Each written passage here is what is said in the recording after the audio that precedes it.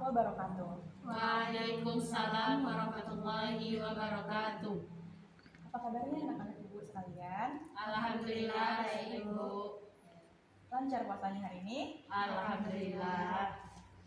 Untuk mengawali kegiatan pembelajaran kita hari ini, ada baiknya untuk kita mengawali dengan mengucapkan basmalah. Bismillahirrahmanirrahim. Nah, anak-anak ibu, pada pembelajaran hari ini kita akan membahas mengenai Al-Quran dan hadis. Nah, anak-anak ibu, pada kesempatan kali ini ibu udah nyiapin mapping nih untuk memandu jalannya pembelajaran kita pada hari ini. Langsung saja kita masuk kepada pembahasan yang pertama, yaitu mengenai Al-Quran. Nah, dari Al-Quran ini kita juga masuk kepada pemetaan yang pertama, yaitu pengertian. Pengertian Al-Quran pun terbagi menjadi dua, yaitu pengertian secara bahasa dan pengertian secara istilah. Secara bahasa, Al-Quran memiliki makna yaitu bacaan ataupun sesuatu hal yang dibaca.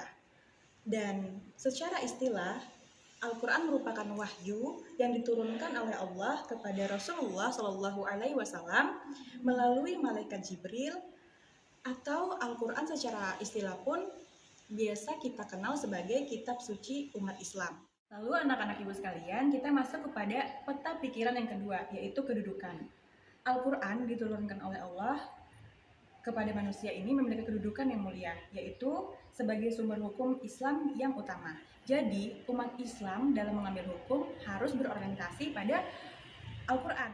Nah, dari pemetaan yang pertama, yaitu pengertian, lalu pemetaan yang kedua, yaitu kedudukan, kita masuk pada pembahasan yang ketiga, yaitu peta pikiran mengenai pokok-pokok ajaran yang ada di dalam Al-Quran.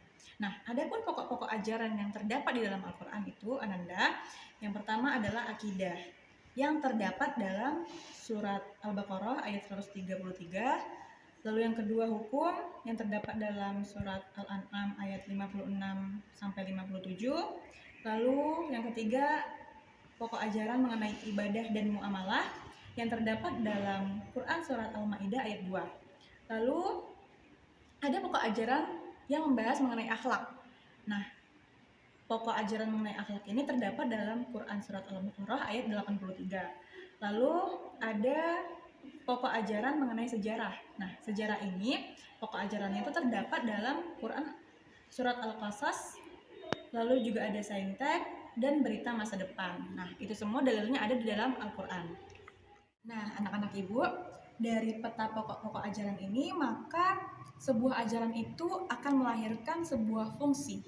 Nah, fungsi ini masuk kepada peta yang keempat ya. Nah, anak-anak, adapun fungsi dari Al-Quran itu terdapat dalam Quran surat Al-Baqarah ayat 185 dan Quran surat Ibrahim ayat 1.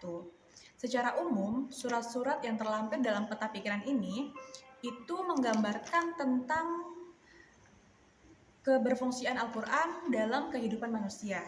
Adapun fungsi-fungsi tersebut yaitu Al-Quran itu berfungsi sebagai petunjuk bagi manusia agar manusia tetap berada pada jalan yang benar.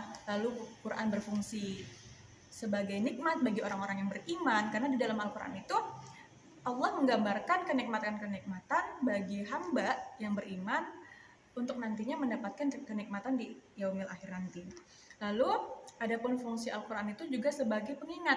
Nah, pengingat ini difungsikan oleh Al-Quran itu untuk orang-orang yang kafir. Lalu ada juga fungsi Al-Quran itu sebagai kabar. Anak-anak ibu, Al-Quran itu juga berfungsi sebagai pembeda antara yang hak dan yang batil. Dan dari yang ibu sampaikan, masih banyak lagi keberfungsian Al-Quran yang bisa kita temui dalam kehidupan sehari-hari. Nah, anak-anak ibu sekalian, ibu sudah selesai menjelaskan materi mengenai Al-Quran pada selebaran mapping yang ibu punya. Adapun pembahasan selanjutnya itu mengenai hadis.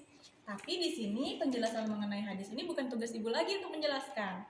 Tapi di sini ibu menugaskan kepada anak-anak ibu sekalian untuk dapat menjelaskan hadis dalam bentuk peta pemikiran Ananda sekalian untuk bisa dilampirkan pada selebaran mapping yang udah ibu siapkan untuk Ananda sekalian. Nah, dari tugas yang ibu berikan kepada Ananda, apakah ada pertanyaan dari Ananda sekalian? Izin bertanya, Bu. Ya, silakan, Kak. Pertanyaan saya, tugas ini dikerjakan secara individu atau bersama ya, Bu? Nah, karena karena sistem mind mapping ini memerlukan banyak waktu untuk memikirkan kata kunci untuk dipetakan dalam mind mapping yang terlampir, maka ada baiknya untuk tugas ini itu dikerjakan secara bersama ya nak.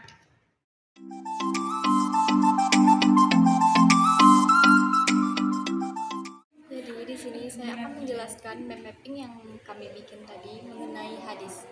Yang pertama yaitu pengertian hadis. Hadis secara bahasa yaitu sesuatu yang baru, menunjukkan sesuatu yang dekat atau waktu yang singkat. Sedangkan menurut istilah, hal-hal yang datang dari Rasulullah SAW, waktu itu ucapan, perbuatan, atau pengakuan. Yang kedua ada kedudukan. Kedudukan sebagai sumber atau dalil kedua setelah Al-Quran mempunyai kekuatan untuk ditaati serta mengikat untuk semua umat Islam. Yang ketiga ada fungsi. Fungsi hadis yaitu untuk menjelaskan Al-Quran. Yang keempat yaitu ada macam-macam hadis. Macam-macam hadis terbagi menjadi 6. Yang pertama hadis qauli, hadis fi'li, hadis taqriri, hadis hamni, hadis awali, dan hadis qudsi. Itulah hasil dari mind mapping kami tadi. Semoga teman-teman dapat mengerti tentang apa itu pengertian hadis, kedudukan hadis, fungsi, dan macam-macam hadis. Baiklah anak ibu, sampai di sini saja pembelajaran kita pada hari ini mengenai Al-Quran dan hadis dengan menggunakan metode mind mapping. Semoga dengan metode ini kita mampu memahami dengan sebaik-baiknya mengenai Al-Quran dan hadis.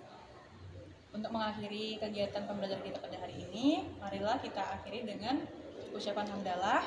Alhamdulillahirabbil alamin. Akhirul kalam.